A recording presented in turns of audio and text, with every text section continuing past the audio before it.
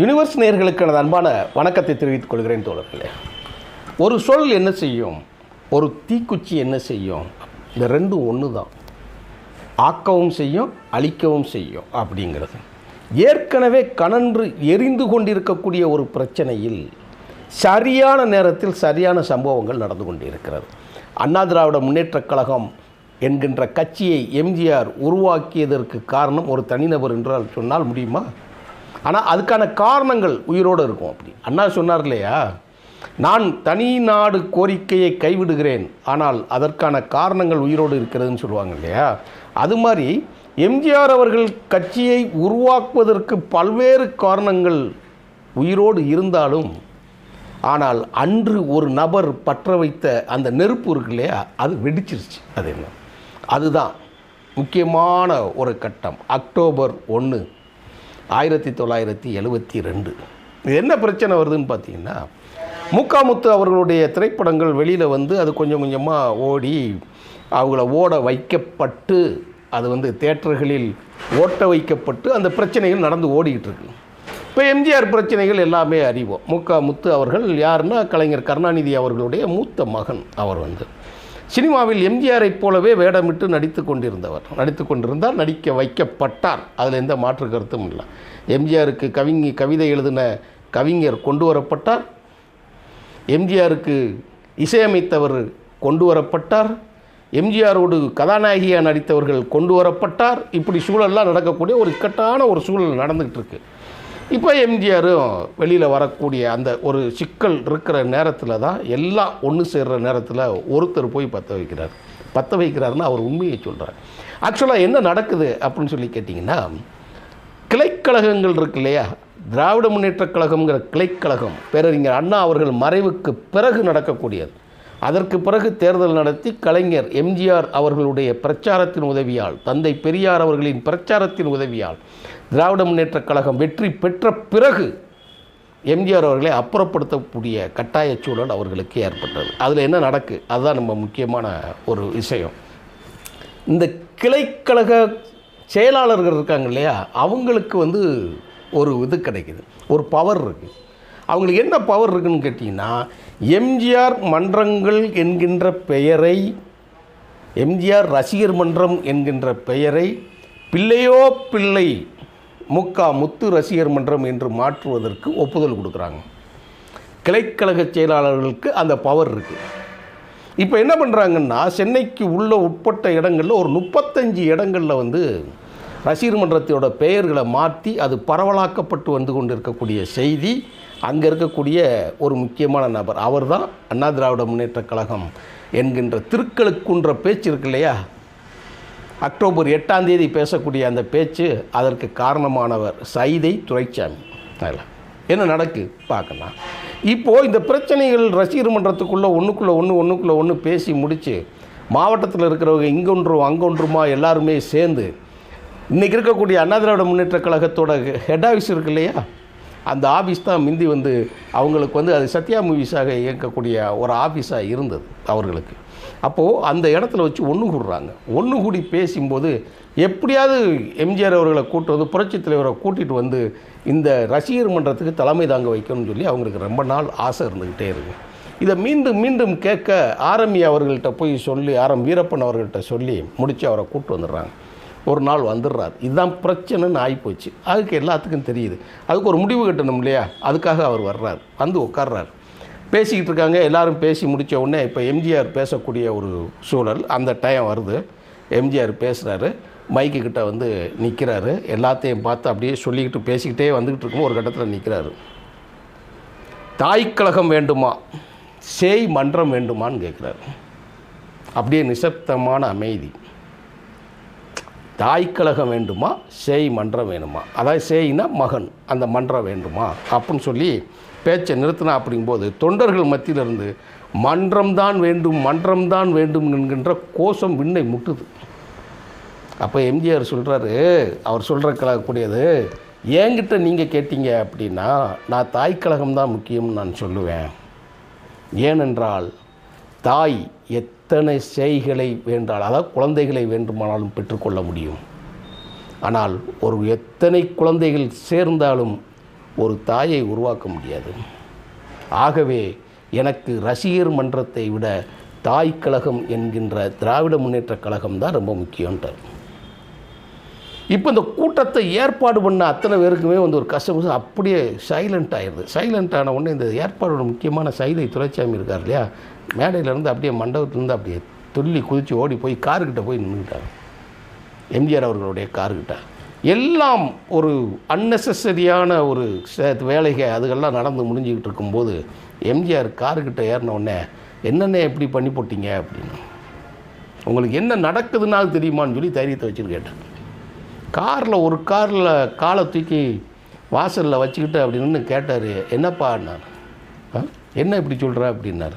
உங்களுக்கு என்ன நடந்துக்கிட்டு இருக்குது தெரியுமா, நம்ம ரசிகர் மன்றத்தோட பெயர்கள் எல்லாமே பிள்ளையோ பிள்ளை மூக்கா முத்து ரசிகர் மன்றம் என்று பெயர் மாற்றம் பண்ண வைக்கக்கூட உங்களுக்கு தெரியலையா? எங்களால் செயல்படவே முடியலை, ஏகப்பட்ட பிரச்சனைகள் இருக்குது. எங்களிடம் மினிட் நோட்டை கேட்டு அந்த மினிட் நோட்டில் எம்ஜிஆர் என்கின்ற பெயரை அழித்து பிள்ளையோ பிள்ளை மூக்கா முத்து என்று எழுதுகிறார்கள். இதை நாங்கள் யார்கிட்ட போய் சொல்கிறது? நீங்கள் சொன்னாலும் கேட்க மாட்டேங்க, ஆரம் வீட்டை சொன்னாலும் கேட்க மாட்டேங்க, நாங்கள் யார்கிட்ட சொல்கிறது?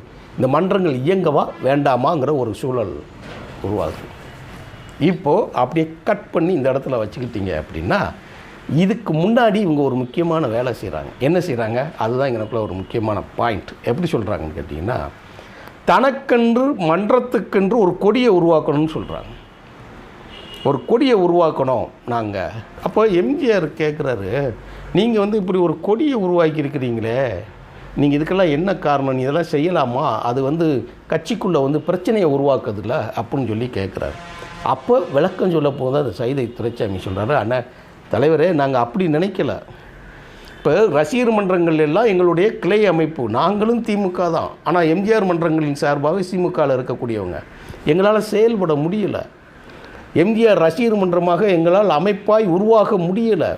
அதனால் நாங்கள் என்ன செய்கிறோம் அப்படின்னா, திமுக கொடியை பயன்படுத்தினால்தானே நாங்கள் வந்து பிள்ளையோ பிள்ளை மூக்கா முத்து ரசிகர் மன்றமாக நாங்கள் மாற்றணும்.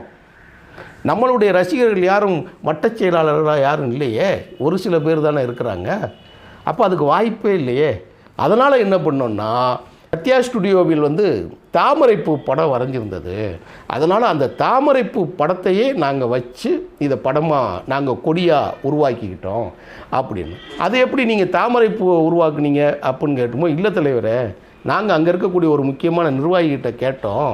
அப்போ அவர் என்ன சொன்னார்னா, தலைவரோட ராசிக்கு இந்த தாமரைப்பூ தான் சரியான ராசி அப்படின்னு சொன்னதுனால தான் நீங்கள் அந்த கேட்டில் தாமரைப்பூ வரைஞ்சதாக சொன்னாங்க. அப்படி இல்லை அப்படின்னா தலைவர் உதயசூரியன் தானே வரைஞ்சிருப்பார், திமுக கொடியைத்தானே வரைஞ்சிருப்பார் அப்படின்னு அவங்க சொல்கிறதுக்கு பதிலாக இந்த விஷயத்தை சொன்னாங்க. அப்போ தலைவருக்கு சென்டிமெண்ட்டாக தாமரை இருக்கும் என்று கருதி, ஏதோ ஒரு பொருள் புரியுதா, தாமரை இருக்கும் என்று கருதி இந்த கொடியை உருவாக்கணும் அப்படிங்கிறாங்க. அப்போ சொன்னேன், இது தப்பு இல்லையா, கட்சிக்கும் இதுக்கும் பிரச்சனை வராதா அப்படின்னு கேட்கும்போது, உங்களால் என்ன நடந்துச்சுன்னு உங்களுக்கு தெரியுமா அப்படின்ட்டு இப்போ எம்ஜிஆர் ஒரு விளக்கம் சொல்கிறார். என்ன சொல்கிறாருன்னு கேட்டால், நீங்கள் செய்த இந்த கலைவரத்தினால் தமிழ்நாடு முதலமைச்சராக இருக்கக்கூடிய கலைஞர் கருணாநிதி அவர்கள் பாண்டிச்சேரி முதலமைச்சராக இருக்கக்கூடியவரை வந்து யாரை கூப்பிட்றாருன்னா, பருக்காயர் இருக்காருன்னா, மரைக்காயர், பாண்டிச்சேரி முதல்வர் மரைக்காயர் என்பவரை கூப்பிட்டு வந்து பேச்சுவார்த்தை நடந்தது. இப்படி எல்லா இடங்கள்லேயும் பிரச்சனை ஆகி ரசிகர் மன்றத்துக்குள்ளே ஒரு இடைஞ்சல் இருக்குதுன்னு தெரிஞ்சு பாண்டிச்சேரி முதலமைச்சர் என்னையும் சந்தித்து முதலமைச்சரையும் சந்தித்து நாங்கள் 2 பேரும் பேசியிருக்கிறோம். அந்த பேச்சின் அடிப்படையில் தான் தாய்க்கழகம் வேண்டுமா சேய் மன்றம் வேண்டுமான்னு சொல்லி நான் கேட்டேன். உங்களால் எவ்வளோ தூரத்துக்கு பிரச்சனை உருவாகுது தெரியுமா அப்படின்னு சொல்லி கேட்டோம். அப்போது இவ்வளவு சம்பவங்கள் நடந்ததுனால தான் நான் இப்படி பேசினேன் அப்படின்னு சொல்லி எம்ஜிஆர் அவர்கள் சொல்கிறார். அப்போது சைதை துரைசாமி சொல்கிறாரு, தலைவரே நீங்கள் சொல்லிட்டீங்க, நீங்கள் மேலே வரைக்கும் எல்லாம் பேசி முடிச்சுட்டு இப்போ பேசிட்டு போயிட்டீங்க, ஆனால் கீழே எங்களால் அவமானப்பட முடியவில்லை, எங்களால் அடிபட முடியவில்லை, எங்களை அசிங்கப்படுத்துகிறார்கள், எங்களை ஏளனப்படுத்துகிறார்கள். அப்போ இதுக்கு ஒரு முடிவே கிடையாதா, நாங்கள் இப்படித்தான் இருந்து ஆகணுமா, இப்போ நாங்கள் என்ன செய்கிறதுன்னு நீங்களே சொல்லுங்கள். சரி இரு பார்ப்போம், நான் கூப்பிட்றேன் அப்படின்னு சொல்லிட்டு எம்ஜிஆர் காரில் போயிட்டார். இந்த சைதை துரைசாமி காரை மறித்து காருக்குள்ளே ஒரு காலை வைத்திருந்த எம்ஜிஆரிடம் நேருக்கு நேர் பார்த்து இந்த கேட்ட கேள்வி உண்மையா பொய்யாங்கிற ஒரு விசாரணையை அனுப்புகிறார். அந்த விசாரணையை அனுப்புகிற போது தான் அவருக்கு வந்து கீழ்மட்டம் வரைக்கும் அந்த வேலை ரொம்ப ஏன்னா இவர் ஷூட்டிங்கு, மேடை, திரைப்படம், நிகழ்ச்சி, பொதுக்கூட்டம் அப்படின்ட்டு போய்கிட்டு இருக்கக்கூடிய நிலங்களுக்கு இவ்வளோ கிரவுண்ட் ரியாலிட்டியில் ஒன்றும் தெரியாது, என்ன நடக்குன்னு தெரியாது. அதனால் அவர் என்ன பண்ணுறாருனா விசாரிக்கும் போது இது உண்மைன்னு தெரியுது. இது உண்மைன்னு தெரிஞ்ச பிறகு தான் அவர் என்ன பண்ணுறாரு, ஆகஸ்ட் 8 கூட்டத்தை போடுறாங்கிறார். எங்கள் திருக்குள்குன்றத்தில் அண்ணா சிலை துவங்கக்கூடிய நிலத்தில் அங்கே கூட்டத்தை போடுங்க, சிலை திறப்பு விழாவை நடத்துவோம் அப்படின்னு சொல்லி நடத்துகிறார். அன்னைக்கு மாலையில் லாய்ட்ஸ் ரோடில் ஒரு பொதுக்கூட்டம் போடுறார்.